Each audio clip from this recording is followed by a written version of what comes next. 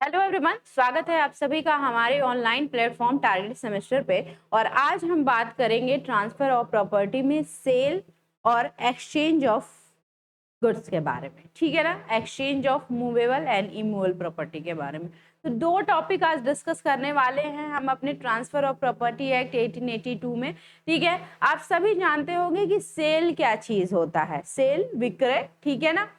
तो क्रय विक्रय तो सबने किया होगा। ठीक है, कोई चीज खरीदी है कि नहीं खरीदी है? बिल्कुल खरीदी होगी।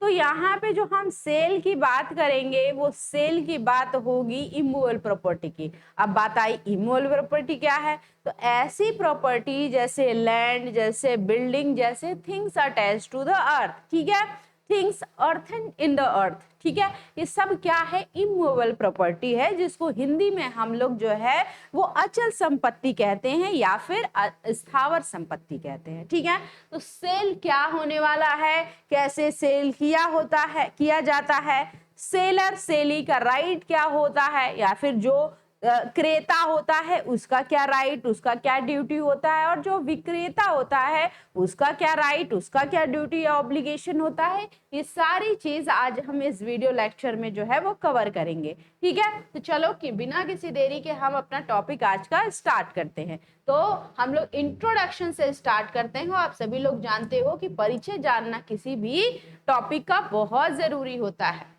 एक मिनट इसको छोटा कर लेती हूँ। हाँ ठीक है, चलो। तो देखो भाई, परिचय क्या कहता है, परिचय यहाँ पे लिख लो। परिचय या प्रस्तावना एक ही बात है। Sale is one of the modes of the transfer of the property from one person to another person. भाई सेल में होता क्या है? ट्रांसफर होता है। किस चीज का ट्रांसफर होता है? प्रॉपर्टी का ट्रांसफर होता है। और किस तरह की प्रॉपर्टी यहाँ पे हम बात करेंगे? Immovable property. Although movable property का भी ट्रांसफर होता है, लेकिन ये जो टॉपिक है वो इमूवेबल प्रॉपर्टी के बारे में स्पेसिफिकली बात करेगा। तो भाई जो बिक्री होती है वो एक व्यक्ति द्वारा दूसरे व्यक्ति को संपत्ति के हस्तांतरण का तरीका बताती है। ठीक है, तो संपत्ति के ट्रांसफर का या हस्तांतरण का तरीका है एक क्या? सेल। ऑल्दो बहुत सारे माध्यम है संपत्ति को ट्रांसफर या हस्तांतरित करने का, लेकिन सेल भी उसमें से एक है। ठीक है, चलो सेक्शन जो बात करें हम लोग, तो हमारे ट्रांसफर ऑफ प्रॉपर्टी का सेक्शन 54 से लेकर के 57 तक, यानी 54 से लेकर के 57 तक डील करता है किसके बारे में? सेल ऑफ इमूवेबल प्रॉपर्टी के बारे में। सेक्शन 54 जो है वो बात करता है of the transfer of property act, define करता है सेल को। तो अगर आपसे कोई पूछे कि सेल की डेफिनेशन कहाँ दी गई है, तो आप बताओगे section 54 of transfer of property में दी गई है। ठीक है, and specifies how a sale of immovable property may be made, और ये बताता है कि किस तरीके से अचल संपत्ति या फिर इमूवेबल प्रॉपर्टी का ट्रांसफर हस्तांतरण होता है। कौन? तो section 54। Transfer of ownership. Sale में क्या होता है? क्या पोजीशन का ट्रांसफर होता है, ओनरशिप का ट्रांसफर होता है? तो याद रखना, सेल में हमेशा ओनरशिप का ट्रांसफर होता है, स्वामित्व का ट्रांसफर होता है, हस्तांतरण होता है। Okay, for the consideration, obvious सी बात है, प्रतिफल के लिए। सभी लोग कॉन्स्टिट्यूशन पढ़ के आए होंगे, उसमें प्रतिफल की बात की जाती है। जब भी कोई आपसे संविदा करता है तो उसमें क्या होती है? कंसिडरेशन होती है, क्विड प्रो क्यो होता है, समथिंग इन रिटर्न होता है। तो ऑब्वियस सी बात है, सेल में भी समथिंग इन रिटर्न होना चाहिए। ठीक है, तो चाहे सेलर बायर के बीच में क्या होना चाहिए? समथिंग इन रिटर्न होना चाहिए। बायर को जमीन मिलनी चाहिए और सेलर को जमीन के बदले पैसा मिलना चाहिए। ठीक है, तो कंसिडरेशन होना चाहिए। When a property is sold, जब प्रॉपर्टी बेची जाती है, there will be absolute transfer होता है। भैया याद रखना, सेल में एब्सोल्यूट ट्रांसफर होता है, कंडीशनल ट्रांसफर नहीं होता। मैंने पहले ही क्या एब्सोल्यूट होता है, क्या कंडीशनल ट्रांसफर होता है, ये बता दिया है आपको। तो यहाँ पे एब्सोल्यूट ट्रांसफर होता है। किस किस चीज का एब्सोल्यूट ट्रांसफर होता है? All rights in the property which is sold, जो प्रॉपर्टी बेची गई है उन सभी का एब्सोल्यूट ट्रांसफर होता है सेल में। किसको? बायर को, सेलर से बायर को। No right in respect of the property will be left with the transferor. Transferor कौन व्यक्ति? जो ट्रांसफर कर रहा है। और ट्रांसफरी कौन व्यक्ति? जिसके लिए ट्रांसफर किया जा रहा है या जिसके नाम पे ट्रांसफर किया जा रहा है।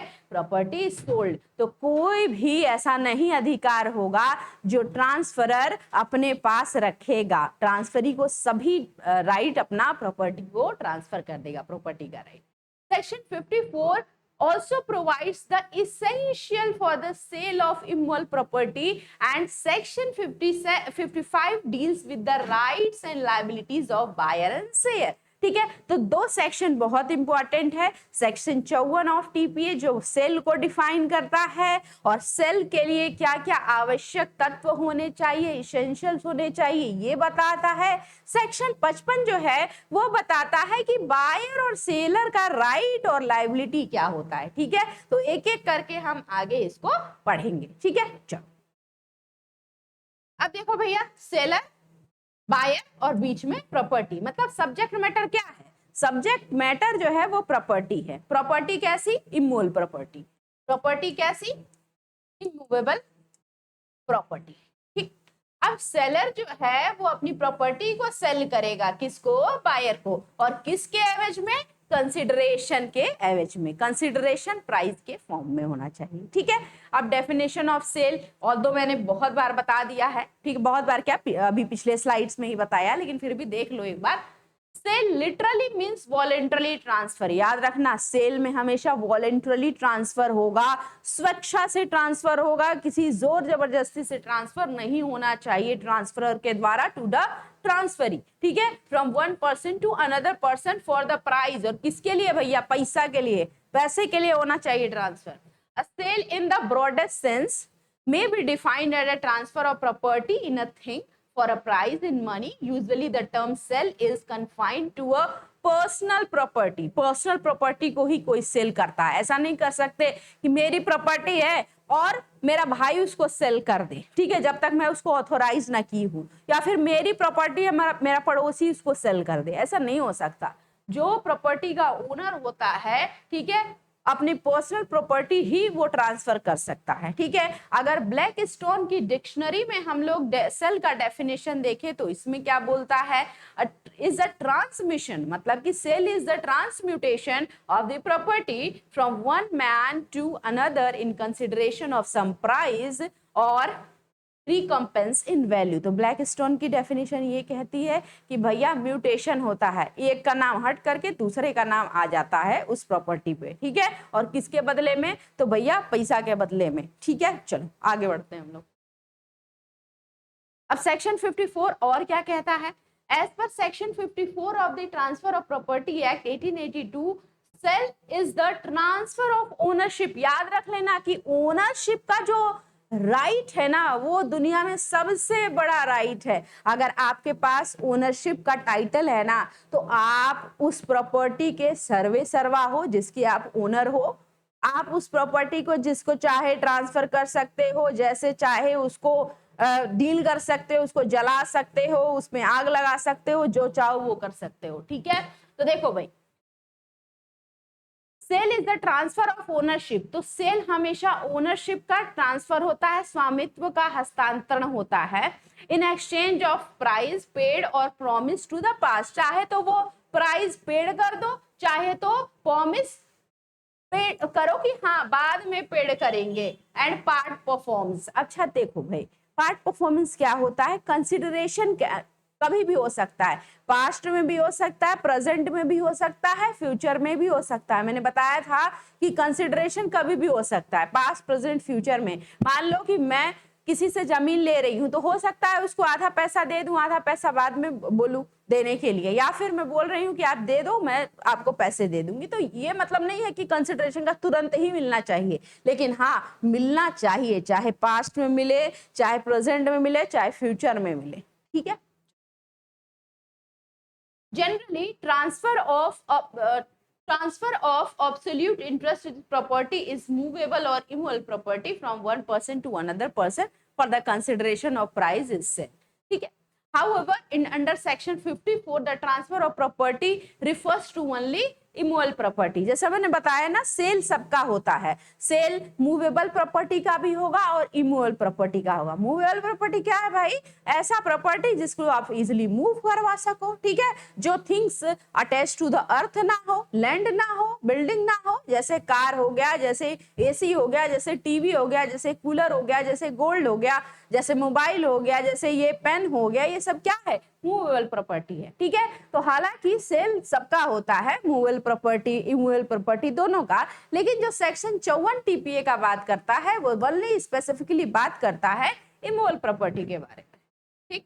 अब आगे देखो, इसेंशियल्स क्या है अगर आपको सेल करना है under section 54 of TPA of immovable property का, तो क्या क्या चीजें आपको ध्यान में रखनी पड़ेंगी? Essentials elements of sale. तो भैया पहले पार्टीज होनी चाहिए, और पार्टी ऐसा नहीं कि खुद को हम बेच रहे हैं, ठीक है, मेरे नाम की प्रॉपर्टी है, खुद को हम ट्रांसफर कर रहे हैं, ऐसा नहीं होना चाहिए। दो पार्टीज होनी चाहिए एटलीस्ट। तो parties in sale there is a seller and buyer, दो व्यक्ति होने चाहिए, दो पार्टी होनी चाहिए at least, seller and buyer. The seller has to competent to transfer the immovable property to the buyer। अब यहाँ जो सेलर होना चाहिए ना, वो कंपीटेंट होना चाहिए, सक्षम होना चाहिए ट्रांसफर करने के लिए। ऐसा नहीं कि माइनर से आप प्रॉपर्टी खरीद लोगे, ऐसा नहीं आप अनसाउंड जो पर्सन है उससे प्रॉपर्टी खरीद लोगे, ऐसा नहीं कि जिस व्यक्ति को ट्रांसफर करने के लिए लॉ के द्वारा बाधित किया गया है आप उससे प्रॉपर्टी खरीद लोगे। तो कंपीटेंट होना चाहिए पर्सन। जब मैंने आपको कॉन्ट्रैक्ट पढ़ाया होगा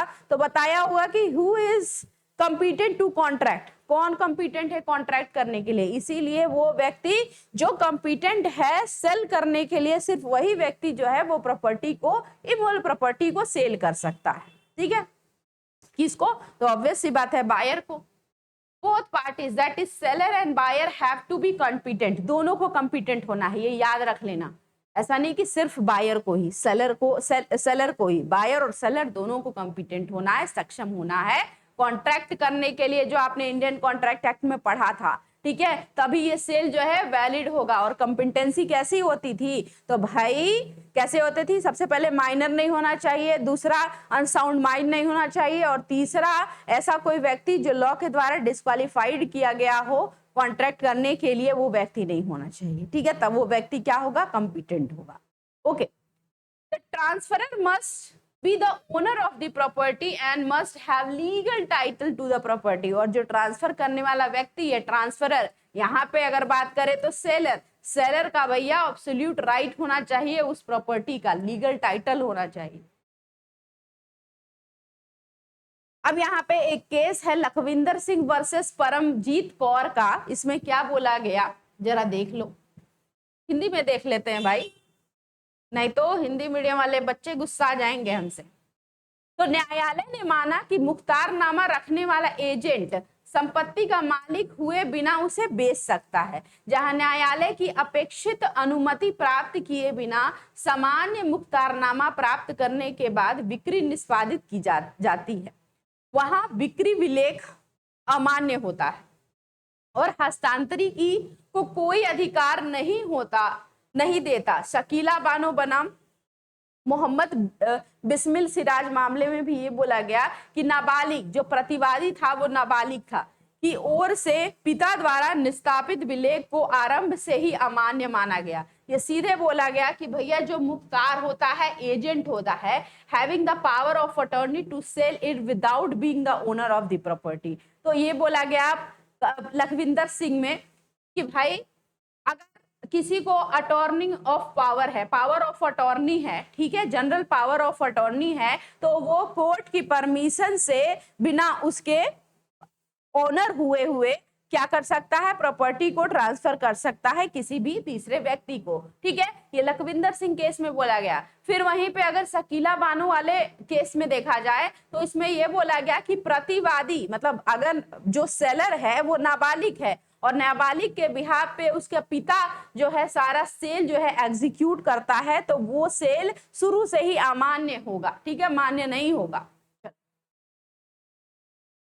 सब्जेक्ट मैटर ऑफ सेल, पहला इसेंशियल देख लिया, पहले इसेंशियल पे दो केसेस देख लिए।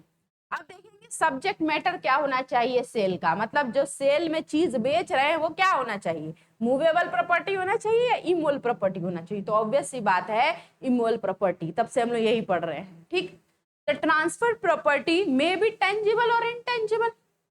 टेंजिबल भी हो सकती है, इनटेंजिबल भी हो सकती है। जैसे टेंजिबल मतलब क्या होता है, वैसी प्रॉपर्टी जिसको आप, वैसा टाइटल जिसको आप छू सकते हो, वैसा प्रॉपर्टी जिसको आप छू सकते हो, टच कर सकते हो, महसूस कर सकते हो।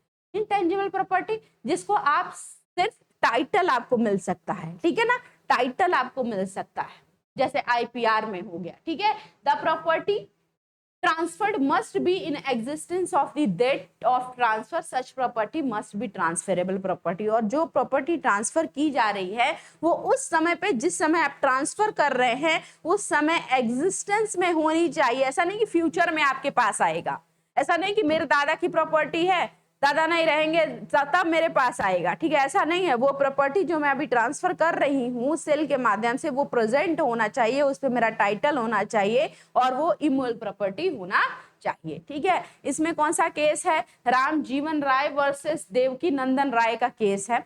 इसमें क्या बोला गया, in a suit for declaration of title of the property the controversy was with respect to the identity of the property. तो there was a mistake in a plot number.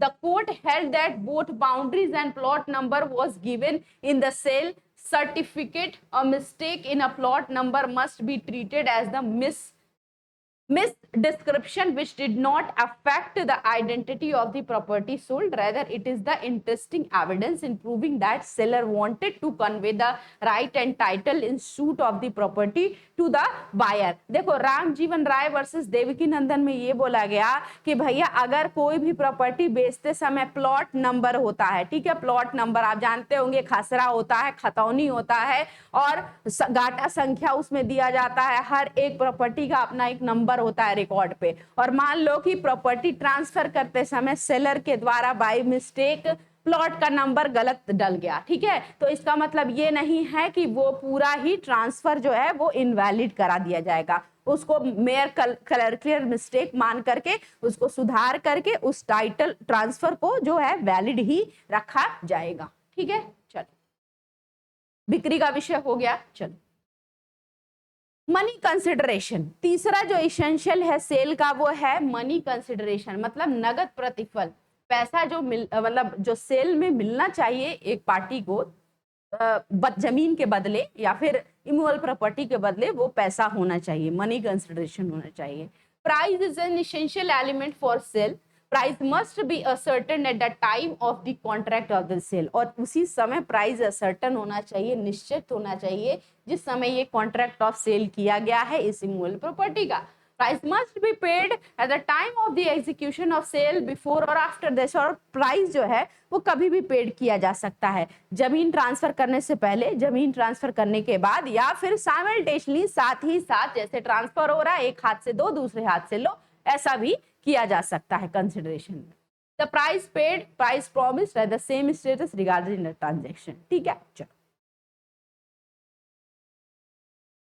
अब यहाँ पे हस्तांतरण होना चाहिए। अगर प्रॉपर्टी का सेल हो गया है तो उसको भैया डिलीवरी भी करना पड़ेगा। सेलर जो है वो बायर को डिलीवर भी करेगा, वो प्रॉपर्टी हस्तांतरित भी करेगा, उसको डिलीवर करेगा। ठीक है, तो कन्वेंस होना चाहिए, हस्तांतरण होना चाहिए। देखो section 54 of the transfer of property act provides two modes of transfer of the property. किस तरीके से, पहले तो एक पोजेशन दे देता है, कब्जा दे देता है, ठीक है, तो देखो क्या कहता है, किस तरीके से प्रॉपर्टी का कन्वेंस होता है या फिर हस्तांतरण होता है। तो where the property is tangible, जहाँ पे जिस प्रॉपर्टी को हम छू सकते हैं, टच वगैरह कर सकते हैं, उस और जिसकी वैल्यू 100 रुपीज से अपवर्ड है, तो उसको डिलीवरी हम रजिस्टर्ड इंस्ट्रूमेंट के माध्यम से करोगे। तो मान लो कि कोई ऐसी तुम्हारी इमूवेबल प्रॉपर्टी है, जमीन है, बिल्डिंग है, जिसकी वैल्यू 100 रुपया से ज्यादा है, ठीक है, तो उसको मैंडेटरी है कि आप रजिस्टर्ड करवा करके आप उस पर कब्जा बायर को दिलवाएं, ठीक है ना, एग्जीक्यूशन कराएं। ठीक है, ये 100 रुपया क्यों है, 1882 का ये एक्ट है, उस समय 100 रुपया बहुत ज्यादा रहा होगा। ठीक है, और 100 रुपया से कम है रजिस्ट्रेशन, अगर 100 रुपया से कम है उस वैल्यू, उस इमूवेबल प्रॉपर्टी की वैल्यू, तो चाहे तो आप रजिस्ट्रेशन करवाएं और नहीं तो मेयर डिलीवरी कर देंगे पोजेशन का या फिर अपने टाइटल का, तो उसको वैलिड सेल माना जाएगा। अब यहाँ पे देखो दूसरा तरीका क्या है, रजिस्ट्रेशन ऑफ सेल डीड, विक्रय विलेख का पंजीकरण करवाना।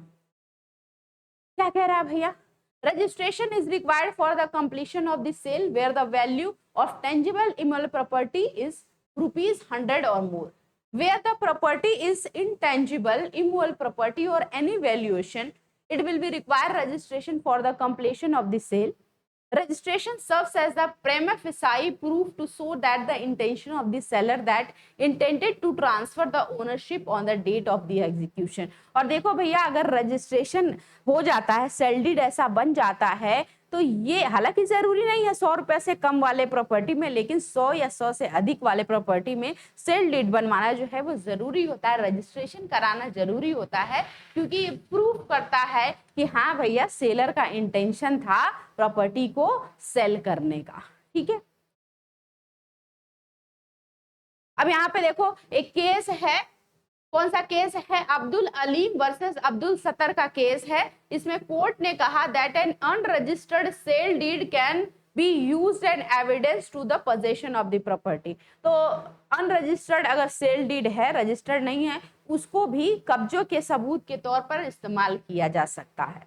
ठीक है, कॉन्ट्रैक्ट ऑफ सेल क्या होता है, अभी तक हम लोग पढ़ रहे थे सेल, अब पढ़ रहे हैं कॉन्ट्रैक्ट टू सेल। दोनों में डिफरेंस क्या है, सेल मतलब आप बेच दे रहे थे, तुरंत ही बेच दे रहे थे, और दूसरा जो है कॉन्ट्रैक्ट ऑफ सेल की मतलब आप संविदा कर रहे हो कि मैं बेचूंगा, बेच नहीं रहे हो, बेचने के लिए कॉन्ट्रैक्ट कर रहे हो, संविदा कर रहे हो। तो कॉन्ट्रैक्ट ऑफ सेल क्या कह रहा है, बिक्री हेतु अनुबंध। A contract of sale of immovable property is the contract that sale of such property shall take place terms on the settled between the parties. It does not of itself create any interest in change of such property unless and until terms and condition envisaged are fulfilled. अब यहाँ पे देखो contract of cell में सिर्फ संविदा किया जाता है कि हाँ भाई मैं तुमको प्रॉपर्टी बेचूंगा, और ये तब तक एग्जीक्यूट नहीं होता जब तक कि पार्टीज अपना जो काम है वो परफॉर्म ना कर दे। समझ में आ गई बात, अनटिल एंड अनलेस जब तक टर्म एंड कंडीशन जो है फुलफिल नहीं होगा। अब इसेंशियल क्या है कॉन्ट्रैक्ट ऑफ सेल में, तो भैया एग्रीमेंट होना चाहिए, बायर और सेलर के बीच में एग्रीमेंट होना चाहिए, और फ्यूचर सेल के लिए होना चाहिए। अगर अभी करंट सेल होता तो ऑब्वियस सी बात है वो सेल होता, कॉन्ट्रैक्ट फॉर सेल नहीं होता। सेल अभी तुरंत हो रहा है, मेरी प्रॉपर्टी में बी को तुरंत दे रही हूँ, सेल हो रहा है। ठीक है, कॉन्ट्रैक्ट ऑफ सेल ऑब्वियस सी बात है कि अभी नहीं हम कर रहे हैं सेल, फ्यूचर में करेंगे, इसलिए मैं कॉन्ट्रैक्ट कर रही हूँ कि आपको मैं सेल करूंगी, तो फ्यूचर टू सेल होना चाहिए कॉन्ट्रैक्ट फॉर सेल में। It does not create interest in the property. अगर आपने केवल कॉन्ट्रैक्ट टू सेल किया है, मान लो कि मैं बी को बोल रही हूँ कि मैं कॉन्ट्रैक्ट करती हूँ तुम्हारे साथ सेल करने का, इसका मतलब ये नहीं कि मैंने अपना प्रॉपर्टी पे उसको अपना हक दे दिया, टाइटल दे दिया। लेकिन सेल में क्या हो रहा था भैया, जैसे ही मैं सेल कर रही थी, जो खरीदने वाला व्यक्ति है बायर, उसको तुरंत ही क्या मिल जा रहा था, टाइटल मिल रहा था, ओनरशिप का पोजीशन मिल रहा था उसको। इसमें ऐसा कुछ नहीं मिलता। ठीक है, it does not create interest, किसी भी तरह का इंटरेस्ट ये क्रिएट नहीं करता। It there must be consideration, obvious सी बात है, कॉन्ट्रैक्ट करोगे तो उसमें कंसिडरेशन आएगा ही आएगा। ठीक है, चलो अब ये पढ़ने की जरूरत नहीं है, राइट्स एंड लायबिलिटीज देखो। Rights and liabilities of buyer and seller, मतलब खरीदने और बेचने वाले का क्या अधिकार होता है और क्या इनका दायित्व होता है। तो बिफोर, दो तरह के राइट्स होते हैं, 2 हेडिंग्स में राइट्स हम पढ़ेंगे। Before completion of the sale, sale के कंप्लीट होने से पहले क्या राइट और जो लाइबिलिटीज है बायर और सेलर की, और सेल कंप्लीट होने के बाद क्या राइट एंड ड्यूटीज है, किसकी, लाइबिलिटीज है बायर एंड सेलर की, दोनों की हम देखें। राइट लाइबिलिटीज अब हम सेलर की पढ़ेंगे।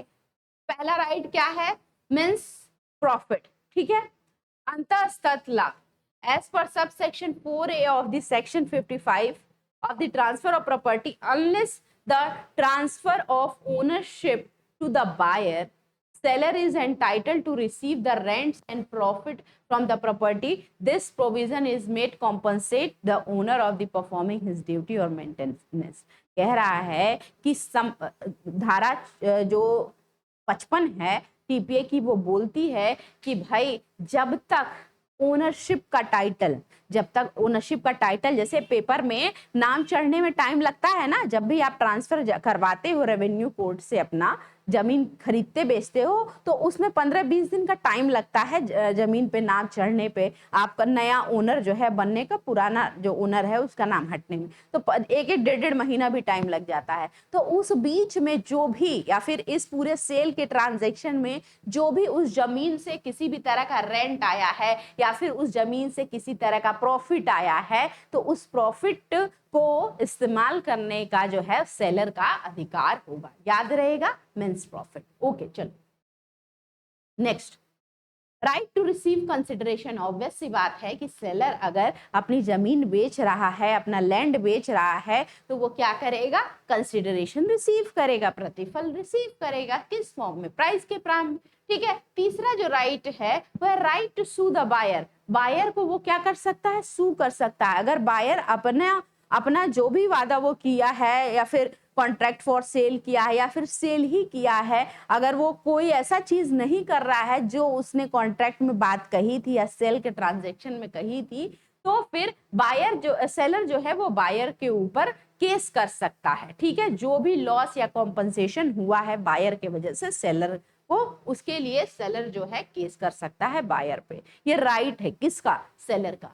चौथा राइट क्या है, राइट टू रिसीव इंफॉर्मेशन। तो किसी भी तरह की अगर इंफॉर्मेशन है लैंड से रिलेटेड, तो लैंड या ट्रांजैक्शन, तो the seller has right to receive the information who does not know about his own property and where the buyer knows about it। अगर किसी भी तरह की इंफॉर्मेशन मान लो सेलर के पास नहीं है उसकी प्रॉपर्टी के बारे में और बायर जानता है, तो बायर से इंफॉर्मेशन लेने का अधिकार है किसको, सेलर को। ठीक है। रेस्ट्रिक्टिव कॉवेनेंट, प्रतिबंधात्मक अनुबंध। If the seller has several property situated side by side and when he sells one of them to the buyer, then he can impose a reasonable restrictive covenant upon the buyer for his inconvenience। मान लो कि seller के पास बहुत सारी property है, ठीक है ना, वो कोई एक पर्टिकुलर प्रॉपर्टी उसमें से बायर को बेचता है, तो इसका मतलब ये नहीं कि बायर जो है उसकी हर एक प्रॉपर्टी पे कहेगा नहीं ये प्रॉपर्टी नहीं, मैं ये प्रॉपर्टी लूंगा, ऐसा ये नहीं कह सकता। रेस्ट्रिक्शन लगा सकता है सेलर कि जो प्रॉपर्टी आपने चुना है वही आप लीजिए। ठीक है। अब right of the seller after the sale. ठीक है। Rights of the seller after the, बिक्री के बाद। बिक्री के बाद क्या होता है, किसका, सेलर का अधिकार, वो हम देखेंगे। बिक्री के बाद विक्रेता का अधिकार, सेलर का अधिकार। Changes of unpaired price. ठीक है। तो सेक्शन 54 क्लॉज 4 का सब क्लॉज बी कहता है कि that where the ownership of the property has passed to the buyer before payment of the whole of the purchase money to change upon the property in the hand of the buyer and transferee without consideration or any transferee with notice that none payment for the amount of the purchase money or part thereof remaining unpaid and for interest on such amount or part from the date on which possession has been delivered। कह रहा है कि मान लो जिस दिन मान लो आधा पैसा दे करके मैंने कोई जमीन खरीद लिया सेलर से, ठीक है, और जिस दिन मैंने बोला था कि मैं दूंगी लेकिन मैं दे नहीं पाई और पूरी तरह से मैं कब्जा कर रही हूँ उस प्रॉपर्टी पे, तो सेलर आपको रोक सकता है, चार्ज लगा सकता है आपके लिए, आपके ऊपर अनपेड प्राइस का, कि नहीं आपने नहीं किया है तो ये पोजीशन मैं आपको नहीं दूंगा या फिर ये पोजीशन आपको एंटरटेन नहीं करने दूंगा। ठीक है। दूसरा है इंटरेस्ट। इंटरेस्ट क्या कहता है, ब्याज। When there is an unpaid amount, मान लो कि मैंने सेलर से कोई चीज खरीदा है, ठीक है, और मैं उसको जितना पैसा बोली थी नहीं दे पा रही हूँ, तो जो सेलर है वो मेरे ऊपर यानी बायर के ऊपर क्या लगा सकता है, अनपेड अमाउंट के लिए इंटरेस्ट लगा सकता है। बोलेगा सेलर कि देखो भैया तुमने आज की डेट तक बोला था नहीं दिया, तो आगे जितना भी दिन तुम बढ़ाओगे तब तक के लिए तुम्हारे पर 2% टोटल अमाउंट पे इंटरेस्ट लगेगा, तो इंटरेस्ट लगा सकता है, ये राइट है सेलर का। रिटेंशन ऑफ द डॉक्यूमेंट, अगर किसी भी तरह का डॉक्यूमेंट है तो 55 क्लॉज 3 के तहत सेलर बायर का डॉक्यूमेंट जो है वो रख सकता है, मतलब अपना ही उस प्रॉपर्टी पे, मतलब सेलर अगर मान लो अपनी प्रॉपर्टी बेच रहा है तो उस प्रॉपर्टी का कोई डॉक्यूमेंट तो होगा ना, तो वो डॉक्यूमेंट अपने पास रिटेन करके रख सकता है जो उस हस्तांतरण में या ट्रांसफर में यूज हुआ हो। ठीक है, अब ये तो पढ़ लिया हमने क्या, सेलर का राइट। अब सेलर की क्या क्या ड्यूटी होगी बिफोर सेल, देखो भाई, तो ड्यूटी टू डिस्क्लोज मतलब कि कोई भी संपत्ति उसके उम्र प्रॉपर्टी से कोई भी अगर बातें जुड़ी होंगी ना, वो सारी बातें वो किसको बताएगा, तो भैया बायर को। टू प्रोड्यूस डॉक्यूमेंट, सही सही दस्तावेज दिखाएगा, किसको, बायर को। टू एग्जीक्यूट प्रॉपर कन्वेंस मतलब हस्तांतरण को सही तरीके से एग्जीक्यूट कराएगा, कौन, तो सेलर।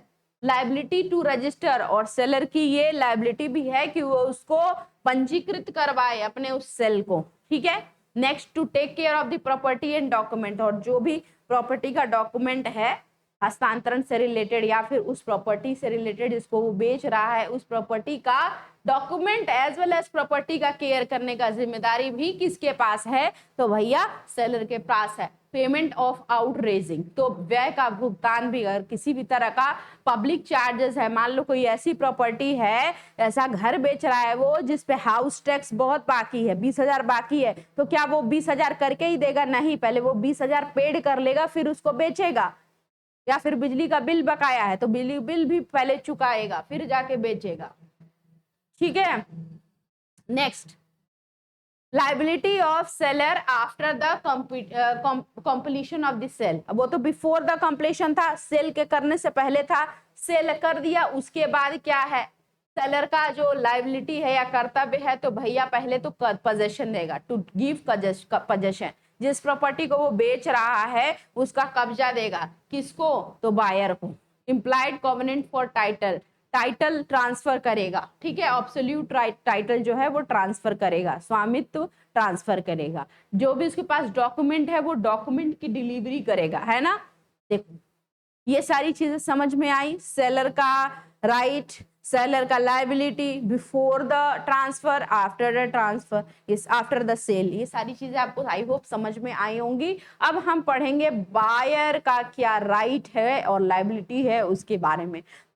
सबसे पहले हम राइट देख लेते हैं बायर का। तो रिसीव आउट द इंफॉर्मेशन, तो जो भी वो प्रॉपर्टी खरीद रहा है, किससे खरीद रहा है, सेलर से, उसके बारे में सारा अधिकार है उसको जानने का, इंफॉर्मेशन की क्या क्या इस प्रॉपर्टी का इंफॉर्मेशन है इसेंशियल जिससे उसको इफेक्ट होता हो। To inspect the document, document की जांच करेगा वो सही है कि नहीं है, जो टाइटल बताया जा रहा है वो टाइटल सही है कि नहीं है। To question in respect of the property, जो उसको क्वेश्चन लगता है कि इस प्रॉपर्टी से पूछा जा सकता है, वो सभी क्वेश्चन का क्वेश्चन जो का जवाब लेने के लिए भैया सेलर से जो है वो क्वेश्चन करेगा।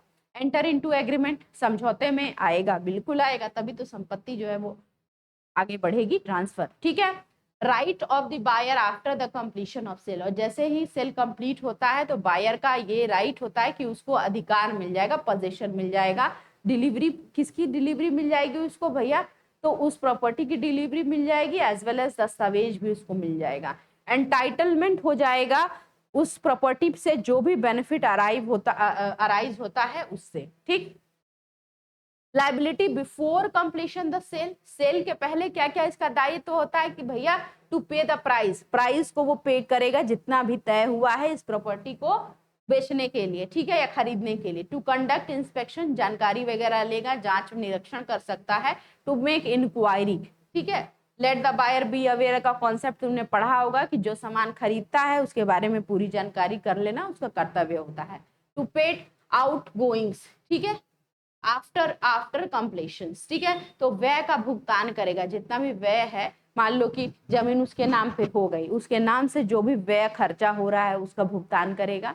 बियर लॉस, अगर मान लो ओनरशिप उसके पास आ गई, उसके बाद उस प्रॉपर्टी में किसी तरह का लॉस आ गया, तो ऐसा नहीं भागते भागते सेलर के पास जाएगा, क्योंकि टाइटल उसके पास आ गया तो लॉस भी उसको ही देखना पड़ेगा। ठीक है, तो अब कंक्लूजन पे आ गए कि under the transfer of property act, sale refers to the sale of immovable property, which may be tangible or intangible. Sale takes place between the two persons, buyer, that is buyer and seller.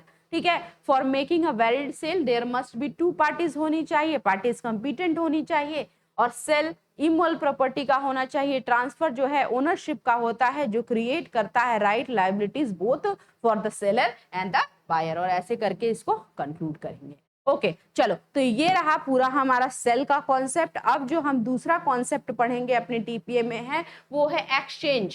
क्या? Exchange. Exchange, एक minute में पानी P लूं।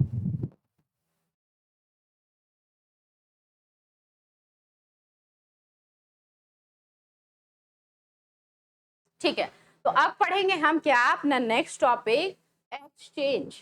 Exchange का नाम सुना है कभी? जिसको हिंदी में क्या बोलते हैं? विनिमय। विनिमय, एक्सचेंज। सेक्शन 118 से लेकर के 121 ट्रांसफर ऑफ प्रॉपर्टी एक्ट 1882 बात करता है एक्सचेंज, विनिमय की। ठीक है, ये कॉन्सेप्ट डील करता है किस चीज से? किसी भी चीज के एक्सचेंज से। एक्सचेंज किसका हो सकता है भैया? एक्सचेंज देखो, मान लो मेरी जमीन है तो मैं अपने बहन की जमीन से क्या कर सकती हूँ? इसको एक्सचेंज कर सकती हूँ। ठीक है, मेरे पास मान लो कोई एप्पल का फोन है, मेरे भाई के पास उससे बढ़िया फोन है। ठीक है, एप्पल का मेरे पास मान लो 13 है तो उसके पास 15 प्रो है। ठीक है, तो वो मेरे से क्या कर सकता है? एक्सचेंज कर सकता है। तो देखो भैया, एक्सचेंज में मनी कहीं से नहीं आता है। मनी अगर दे करके कोई आप सामान ले रहे हो तो वो सेल में आ जाएगा, लेकिन एक्सचेंज क्या होता है? सामानों का होता है। मूवेबल प्रॉपर्टी का इमूवेबल प्रॉपर्टी से हो सकता है, मूवेबल प्रॉपर्टी का मूवेबल प्रॉपर्टी से हो सकता है, ऐसे वाइस वर्सा हो सकता है, या सेम सेम हो सकता है।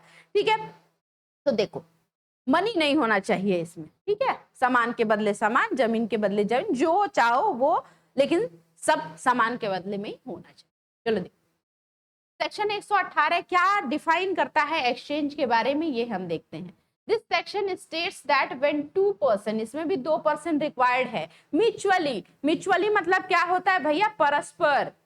परस्पर मतलब एक बात पे डिसाइड करके, कोई चीज एक बात पे निर्णित हो करके, mutually transfer the ownership of one thing for the ownership of another, neither thing और both things being money only. देखो मनी ओनली नहीं होना चाहिए। The transaction is called an exchange. तो भैया जब दो व्यक्ति एक वस्तु का स्वामित्व किसी अन्य वस्तु के बदले में हस्तांतरित या ट्रांसफर करते हैं, ठीक है, जिसमें दोनों में से कोई एक वस्तु पैसा नहीं होना चाहिए, रुपया नहीं होना चाहिए, केवल रुपया नहीं होना चाहिए, तो इस लेन देन को जो है वो क्या कहते हैं? हम लोग एक्सचेंज कहते हैं। ठीक है,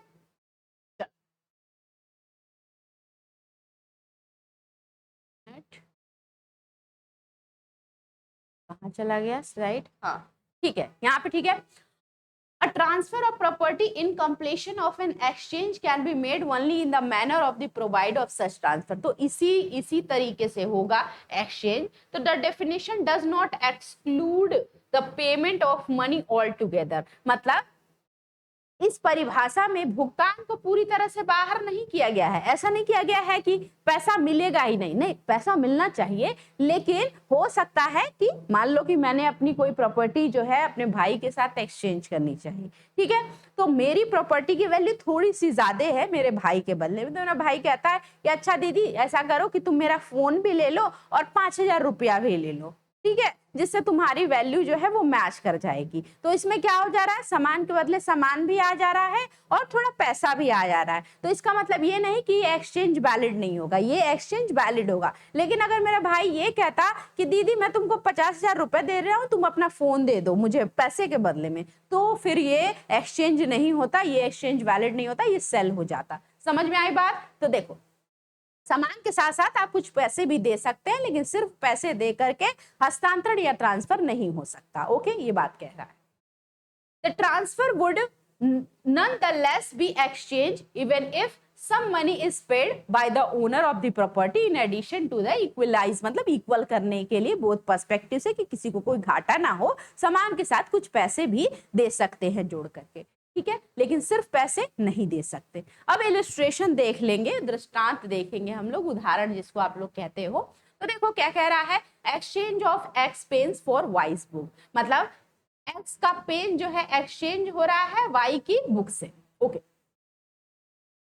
इज हाउस वर्थ 2000 रुपया, ए का जो हाउस है वो कितने का है, 2000 रुपए का, is to be exchange for B's field both rupees. अब बी के साथ इसको एक्सचेंज करना है, तो 1200 रुपया का जो फील्ड है वो बी का है, ठीक है। और बी एग्री करता है कि देखो भैया मुझे तुम्हारी ए की जमीन बहुत अच्छी लगती है, और ए कहता है कि हाँ मुझे भी तुम्हारी जमीन अच्छी लगती है। ऐसा करते हैं हम लोग, एक्सचेंज कर लेते हैं। लेकिन जब वैल्यू निकलता है ए के हाउस का, तो भैया उसका 2000 वैल्यू निकलता है, और बी के फील्ड का कितना वैल्यू निकलता है, 1200। तो इसको कैसे इक्वलाइज किया जाए, कैसे इसमें इक्विटी लाया जाए? तो भैया बी कहता है कि चलो मेरी 1200 की वर्थ है, तुम्हारे 2000 की प्रॉपर्टी की वर्थ है, तो जो 800 का डिफरेंस है ना, ये डिफरेंस मैं दे देता हूँ और तुमको अपनी मैं जमीन भी दे देता हूँ। तो ये क्या है भैया, सच ट्रांजैक्शन इज एन एक्सचेंज। तो ये एक्सचेंज माना जाएगा,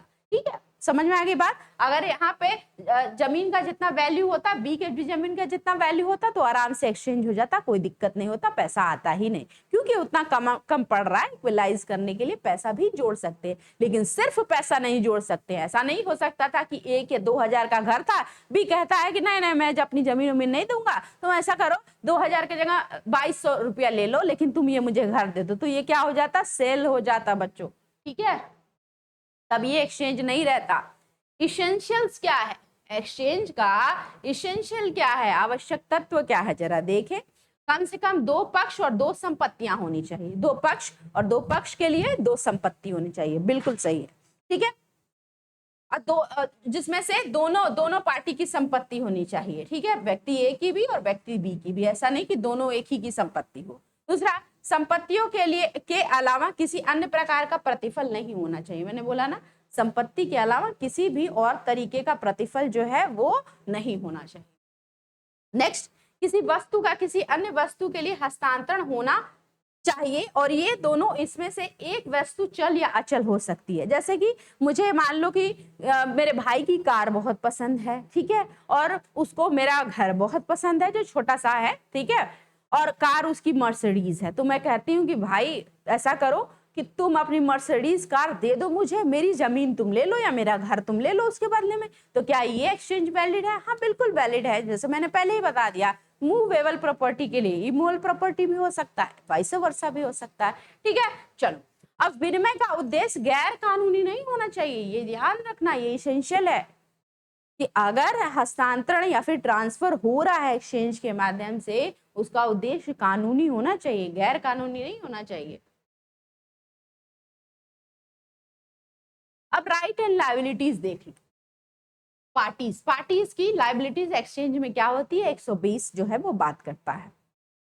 So it states that save as otherwise provided in chapter, each party has rights in the subject of liabilities of seller। जैसा सेलर और बायर का राइट होता है ना, आपने पढ़ा ना सेल में, उसी तरीके से सेम इसमें भी पार्टियों का राइट जो है वो होता है। अब एक्सचेंज ऑफ मनी, क्या एक्सचेंज ऑफ मनी होता है कि नहीं होता है, जरा इसको देख ले हम लोग। Section 121 of the TPA deals with the exchange of money. क्या कह रहा है? It states that an exchange of money each party thereby warrants the genuineness of the money given by him. अच्छा देखो, मैंने बोला ना कि अगर किसी भी इस एक्सचेंज के ट्रांजैक्शन में या ट्रांसफर में मनी का लेन देन हो रहा है ना, तो उसका जेन्युइननेस बताना पड़ेगा कोर्ट को, या फिर जो रेवेन्यू अथॉरिटी है, ऑफिसर्स हैं, उनको आपको जेन्युइननेस बताना पड़ेगा कि इस वजह से मैं पैसे दे रहा हूं, मतलब एक्सचेंज तो कर रहा हूं लेकिन साथ में कुछ पैसे भी दे रहा हूं, क्यों दे रहा हूं, इसका जेन्युइननेस जो है वो पार्टियों को ही बताना पड़ेगा कि क्यों दे रहा है वो, ठीक है बच्चों। तो ये हमारा पूरा रहा आज का टॉपिक। क्या था जिसमें हमने पढ़ा सेल, जिसमें हमने पढ़ा एक्सचेंज। सेल में हमने सेल की डेफिनेशन कहाँ दी गई है वो पढ़ा, साथ ही साथ rights of buyer, rights of seller, liabilities of buyer, liabilities of seller, और फिर उसके बाद कुछ केस लॉस भी हमने देखे। उसके बाद हमने पढ़ा एक्सचेंज की डेफिनेशन कहाँ दिया गया है, इंपॉर्टेंट प्रोविजंस क्या है, हमारे हमारे एक्सचेंज में ये सारी चीजें देखी, किन किन प्रॉपर्टी का सेल हो सकता एक्सचेंज हो सकता है ये भी हमने देखा। और राइट और लायबिलिटी सेम एक्सचेंज में जो दो पार्टीज इन्वॉल्व हुई हैं वैसे ही होगा जैसा कि सेलर और बायर का राइट और लायबिलिटी जो है वो अराइज होता था। ठीक है, तो आई होप ये लेक्चर आपको समझ में आया होगा। इसके पहले जो भी लेक्चर्स कराए गए हैं आप उसको देखें, क्योंकि वो सारी चीजें अब यहाँ यूज होते हुए आपको दिख रही हैं। नेक्स्ट टॉपिक में हम लोग गिफ्ट जो है आपका टॉपिक वो डिस्कस करेंगे, उसके बाद मॉर्गेज है, उसके बाद लीज है, ऐसे ऐसे करके आपका कुछ टॉपिक्स और रह जाएंगे जो 1 हफ्ता 15 दिन में कंप्लीट हो जाएगा आपका टीपीए। ठीक है, तो आज के लिए हम इतना ही रखते हैं, मिलते हैं नेक्स्ट क्लास में, तब तक के लिए धन्यवाद।